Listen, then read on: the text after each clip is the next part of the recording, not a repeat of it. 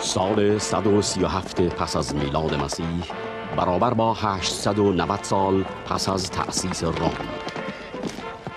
رومی ها صدها سال است که از شمال ترکیه تا جنوب سوریه را تحت استیلای خود دارند و این منطقه را روم شرقی می‌نامند. رومی ها خود را متمدن ترین مردم عصر خویش تصور می‌کنند، اما در حقیقت باید عصر سلطه آنان را از طرفی عصر توسعه معماری، شهرسازی و مدنیت نامید و از طرفی دوران سقوط ارزش‌های انسانی و عصر توحش و بربریت. فیلادلفیا یکی از ایالات روم شرقی است که امروز آن را عمان پایتخت کشور اردن می‌نامند. پیک‌های مخصوص از روم وارد فیلادلفیا شده و خبر بازدید قریب الوقوع امپراتور روم هادریانوس را از ایالات روم شرقی از جمله فیلادلفیا به دیوکلتیانوس فرماندار فیلادلفیا می‌دهند و این خبر برای رومی‌ها بسیار مسرت بخش و خوشحال کننده است. دیوکلتیانوس یا به قول مردم بومی منطقه دقیانوس فرماندار مقتدر و قسی القلبی است که بویی از ترحم نبرده است. پس از عروج عیسی ابن مریم به آسمان، آیین الهی او به تدریج در حال گسترش است و این برای روم قابل تحمل نیست. رومی ها که پیرو خدایان المپ بوده و الهه های گوناگون را می پرستند نمی توانند شاهد سقوط و اضمحلال آیین بت پرستی باشند و رشد و گسترش یگانه پرستی را ببینند. از این رو به شدت با پیروان آیین جدید مبارزه کرده آنان را آزار و شکنجه می کنند.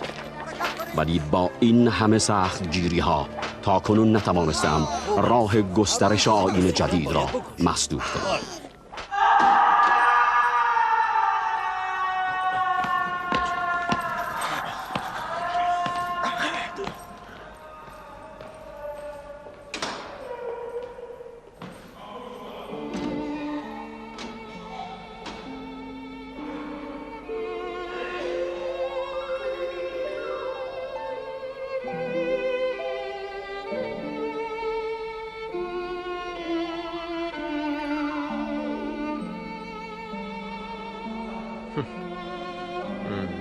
بنگر پلوتون، برای تو این آخرین طلوع است.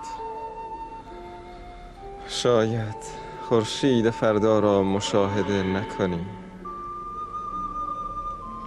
امروز رخت سفر خواهی بست.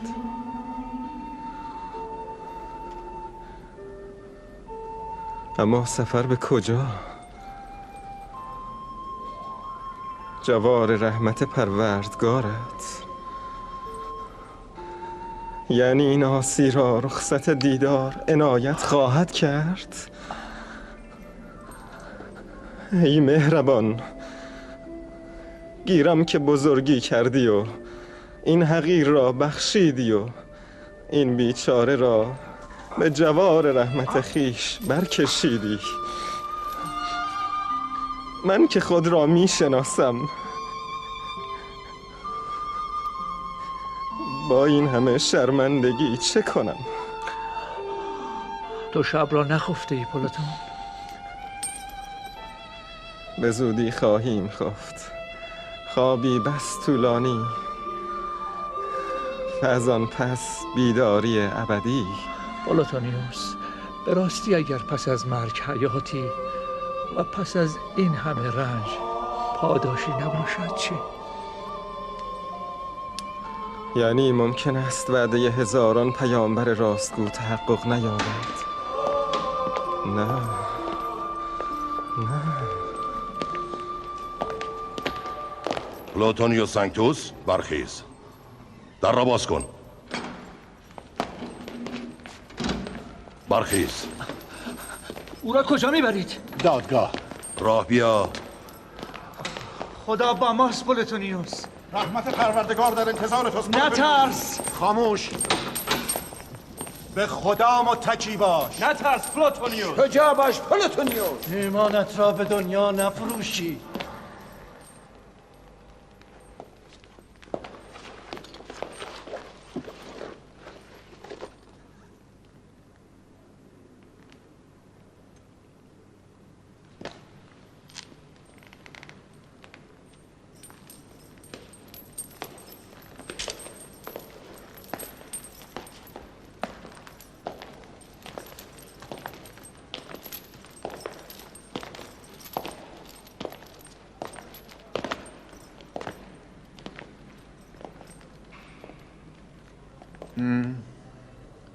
پلوتونیوس سانکتوس.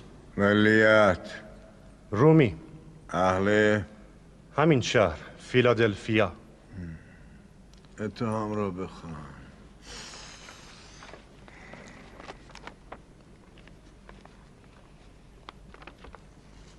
پلوتونیوس سانکتوس، اتهامات وارد این که او به جای سجده و تعظیم در برابر مجسمه های خدایان و تندیس مقدس امپراتور هادریانوس، مجسمه امپراتور را شکسته و پس از دستگیری نه تنها توبه نکرده بلکه خدایان پر افتخار روم و همچنین جوپیتر قادر والا را انکار کرده و به دین گازران و غلامان یعنی به دین مسیح در آمده است.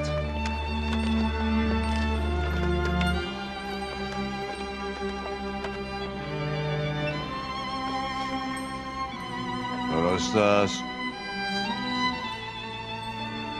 بله.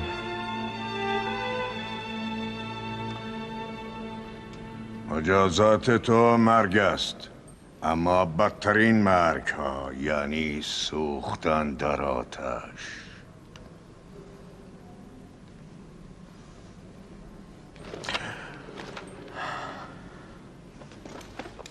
اما میخواهم به تو فرصتی بدهم.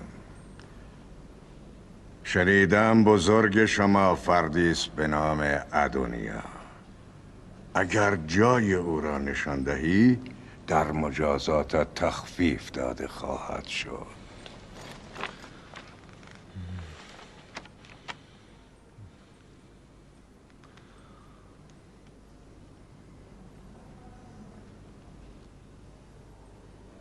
ابله.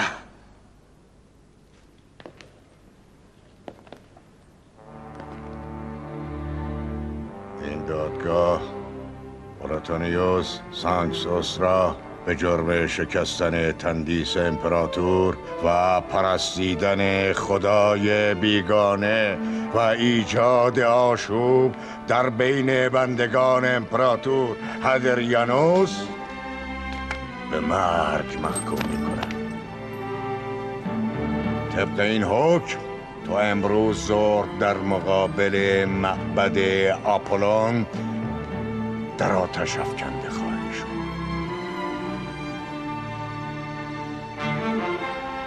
ببریدش.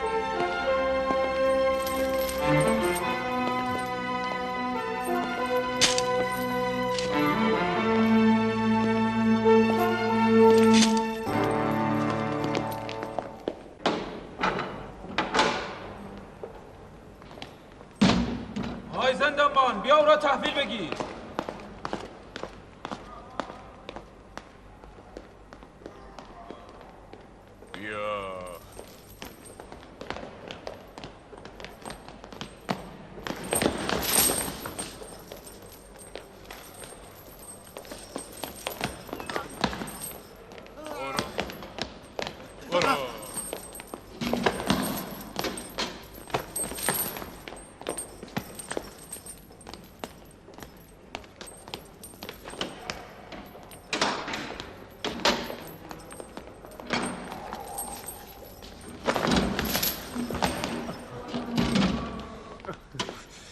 پلوتون چه به روزت آوردن؟ چه شد؟ چه شد پلوتون؟ امروز همچون پروانگان در آتش خواهم سوخت. آتش؟ آری، آتش.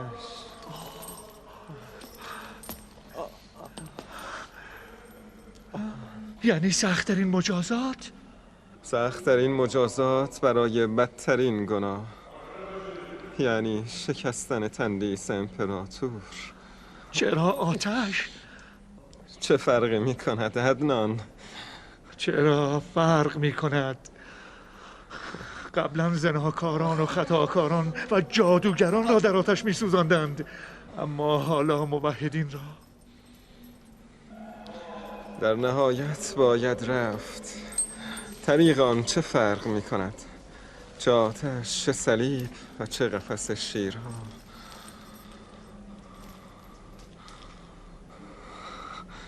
به زودی در این خاک مدفون خواهم شد. چه تناسب عجیبی. از خاک زاده شدم، از خاک تغذیه کردم و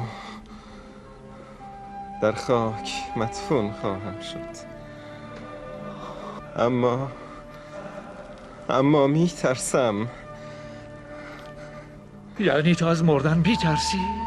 نه، از مردن نه، از دوباره زنده شدن می ترسم. میدانی من حساب کردم چندین هزار روز زنده بودم. میدانی چند روز زندگی کردم؟ فقط 1 سال. از روزی که دنیا را ملاقات کردم زندگی کردم. پیشتر بارها خدا را نافرمانی کردم. پناه بر خدا. با این دست ها، این چشم ها، پاها و اینک در این لحظات آخر نمیدانم خدا مرا بخشیده است یا نه. نگران نباش بلوتو. تو در این مدت کوتاه جبران کرده ای. و اینک نیز با جان خیش جبران میکنی. بگید من تو را شکست خواهم داد. خیال کردی نمیتوانی، هرگز نمیتوانی. حالا میبینی خواهی دید. من عالم شمشیر را خوب میدانم. بگید چه شد گالوس؟ من کشته شدم. بیا تو رو ببوسم. صبر کن ببینم. مرا میکشی؟ آرامتر. بریم ارکمیت را ببر. من پیرمرد روزی چند بار باید دست تو بمیرم. آرام باشید، میهمان داریم. اطاعت کن. من میخواهم بازی کنم.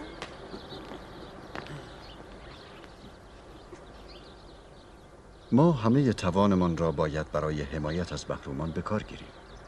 بیشک شما با آن همه حکمت و درایت می توانید نگهبان خوبی برای پیروان و مبارزان آیین جدید باشید.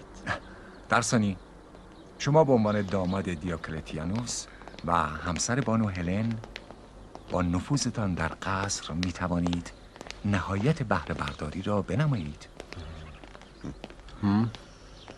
عالی جنابان، عالی جناب، سربازی از طرف قصر آمده. گویا از جانب دیوکل دقیانوس پیام آورده. بسیار خوب، بگو داخل شود. بیا تو سرباز. هنوز نمیتواند درست تلفظ کند. دیوکلتیانوس را میگوید دقیانوس. برو جلو. روز بخیر عالی جنابان. روز بخیر. جناب دیوکلتیانوس شما و بزرگان شهر را جهت امر مهمی به قصر فرا خواندند. بسیار خوب. امری نیست قربان؟ بفرمایید. یعنی چه اتفاقی افتاده؟ به زودی خواهیم فهمید. گالوس، کالسکی مرا حاضر کن. شما به طرف قصر حرکت کنید. من نیز در اولین فرصت به شما ملحق خواهم شد. سعی کنید متوجه غیبت من نشود.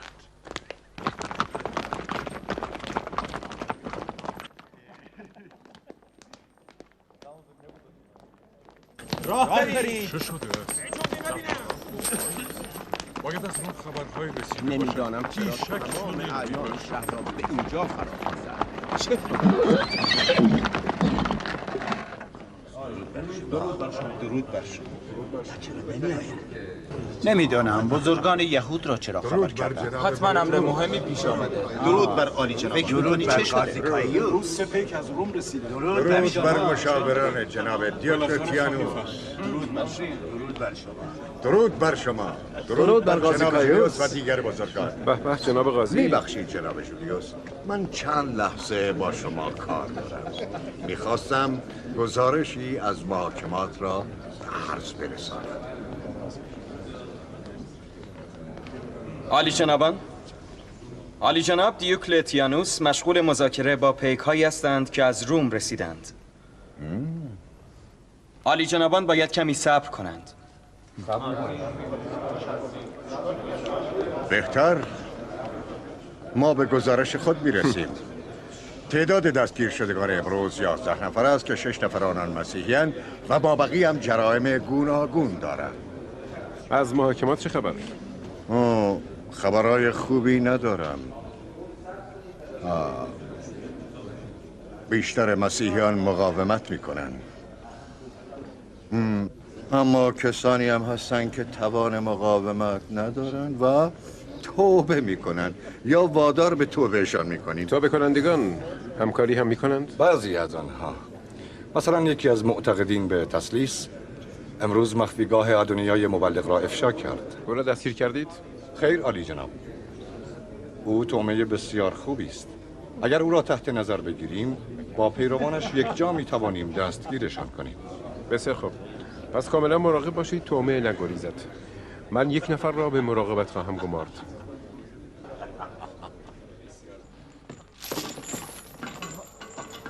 خداوند متکی با خودتون. خدا با ما. سلام ما را به مولای ما خدایا به تو پناه میبرم. تراس خود را بده. خدا با ما. به خدا متکی با خدایا مرا بپذیر.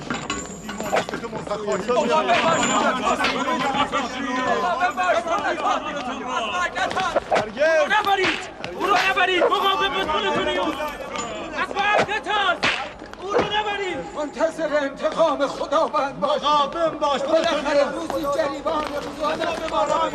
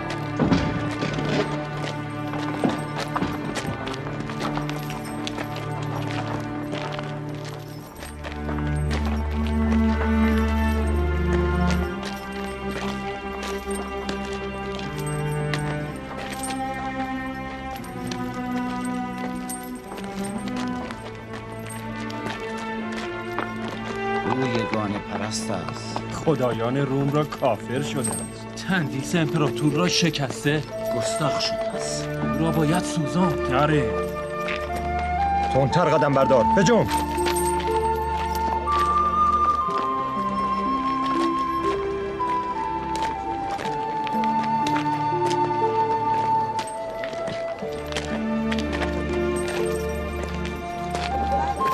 برو کنار. کنار بایست. تو را باید کشت. تو را باید سوزاند. راه را باز کنید.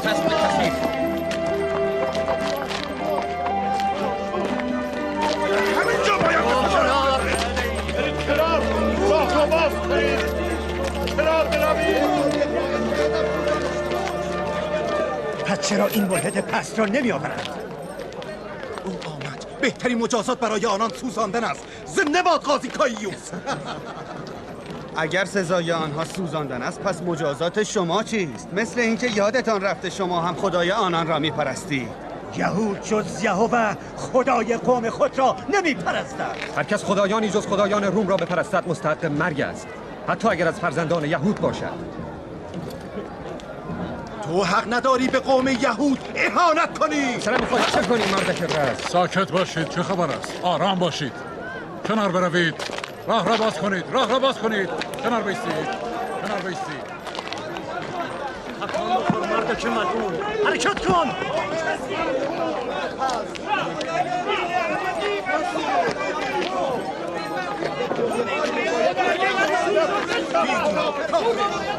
کافر سگ کسی او را باید سوزان. سگ کسی مستحق مرگ است. او را باید باید را از بین برد. نابودش کنید.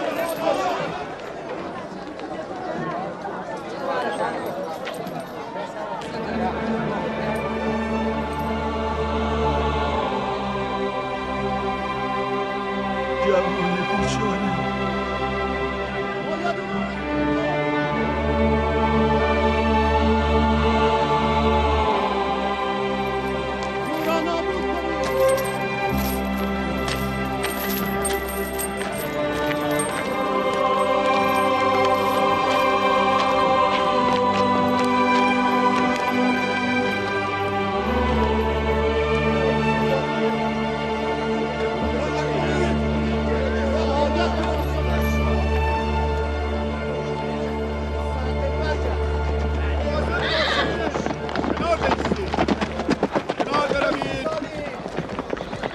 مواظب باشید.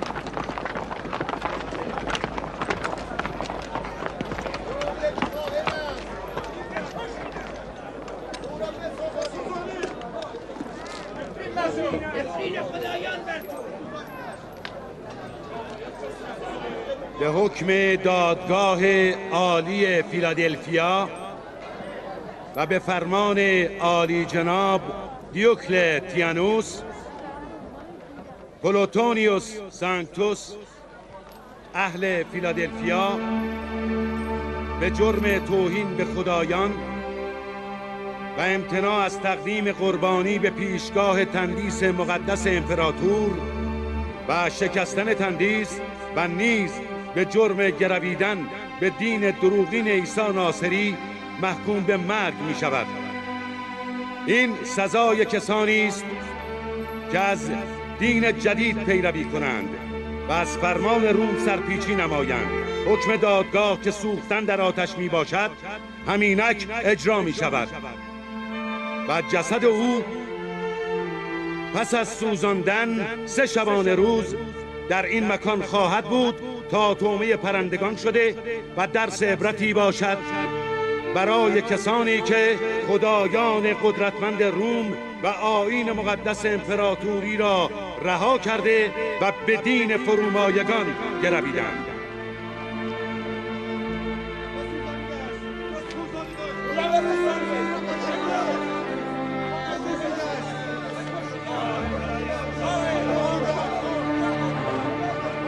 شروع کنید.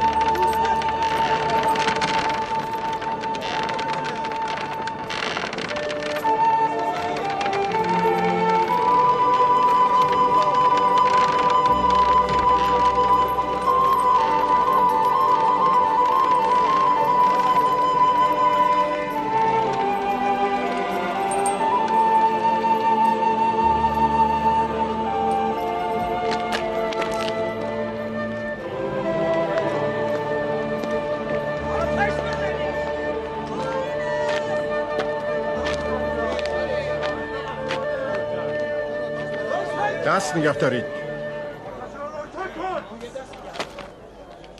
عالی جناب.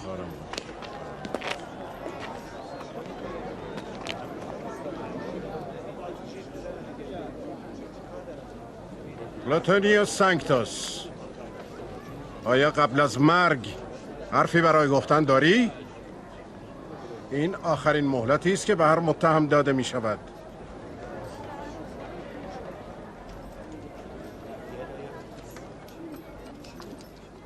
پسر مریم گفت حقیقتی را که در تاریکی از گفتنش هراس دارید روزی در روشنایی شنیده خواهد شد و ایمانی را که در خلوت خانه ها مفتید یک روز بر پشت بام ها فریاد خواهم کرد. او باید بمیرد، چرا باید سوزانده شود؟ او خائن است، او را بسوزانی. او باید کشته شود.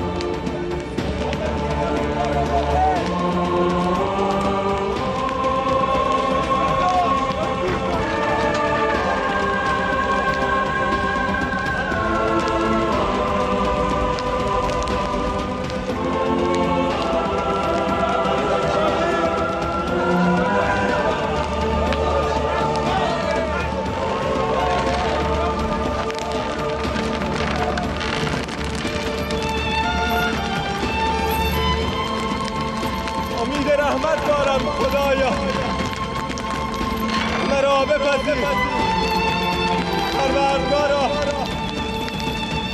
مرا بپذیر خداوند را بپذیر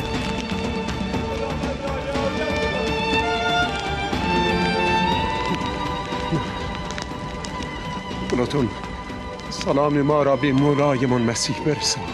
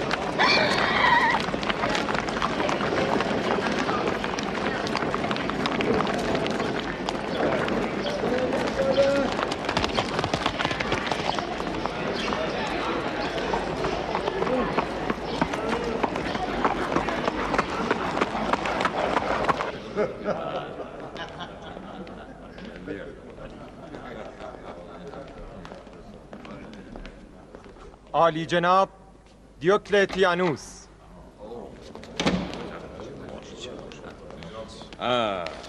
درود بر عالی جناب. درود.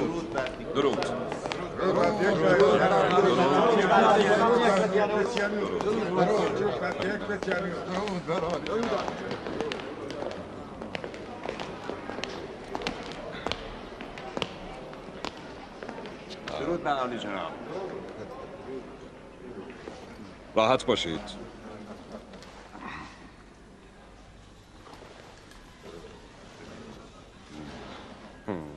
خوشحالم.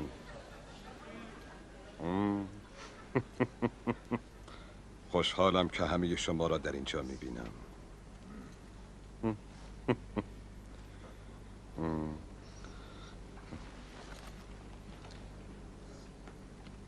ماکسیمیلیانوس را نمیبینم.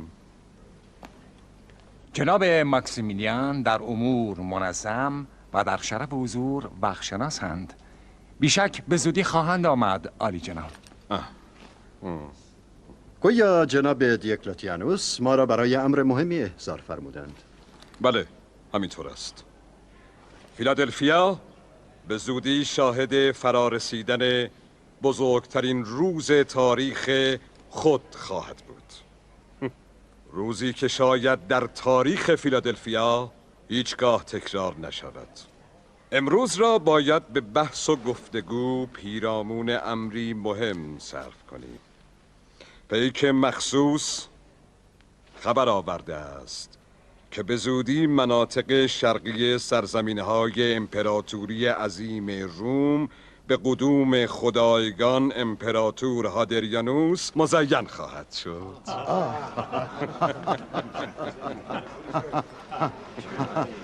سپاس بر جوپیتر قادر والا سپاس که چنین افتخار بزرگی نصیب ما شده. و ایشان احتمالاً در مسیر سفرشان به اورشلیم در فیلادلفیا نیز توقفی کوتاه خواهند داشت. چه افتخار بزرگی. درود بر خدایان و بر خدایگان، درود بر خدای روم که فیلادلفیا را به قدوم خود مزین خواهد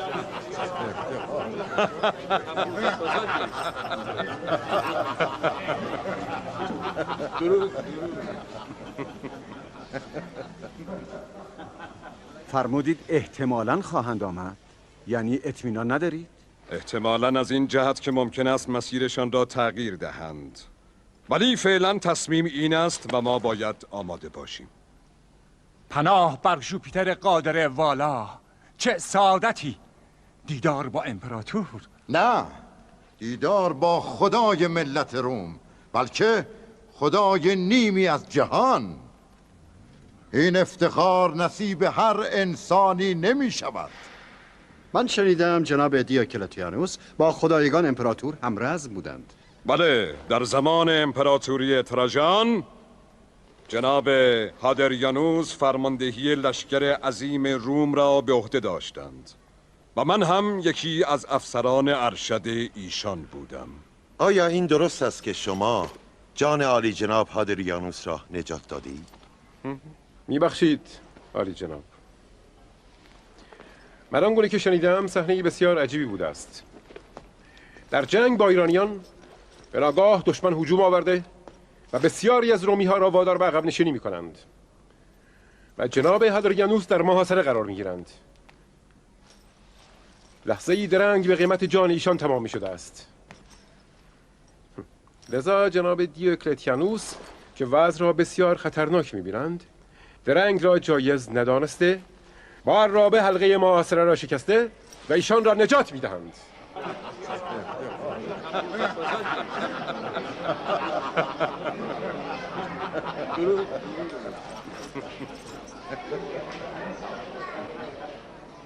پس بدین ترتیب خدایگان امپراتور جان خود را مدیون جناب دیوکلتیانوس هستند. یعنی خدای مردم جان خود را مدیون بندگان خویش است؟ این سخن از مشاور بلند پایه‌ای چون شما شایسته نیست؟ این سخن عجیب نیست. خدایان را تنها خدایان میتوانند نجات دهند. البته میدانید که بندگان بازوی خدایانند و گاه از آنان برای نجات یکدیگر استفاده میکنند. البته ناگفته نماند که نجات جناب هادریانوس به دست جناب دیوکلتیانوس زمانی رخ داده که هنوز جناب هادریانوس به مقام خدایی ارتقا نیافته بودند.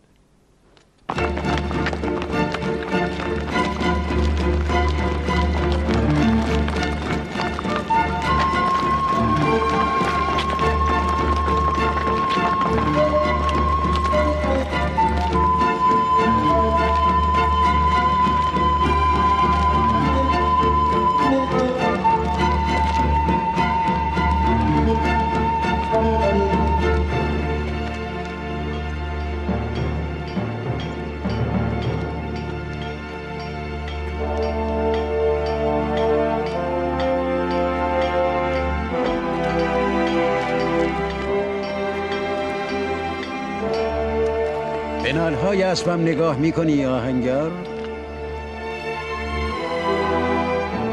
حتما خواهم دید. با آن خاله محقق که عرابه گران قیمتی داره. سانکتوس را میگویی؟ نه، ظاهرا مهمان دارد. پس نام او سانکتوس. آری، پلوتونیوس سانکتوس. صاحب خانه پلوتونیوس سانکتوس است.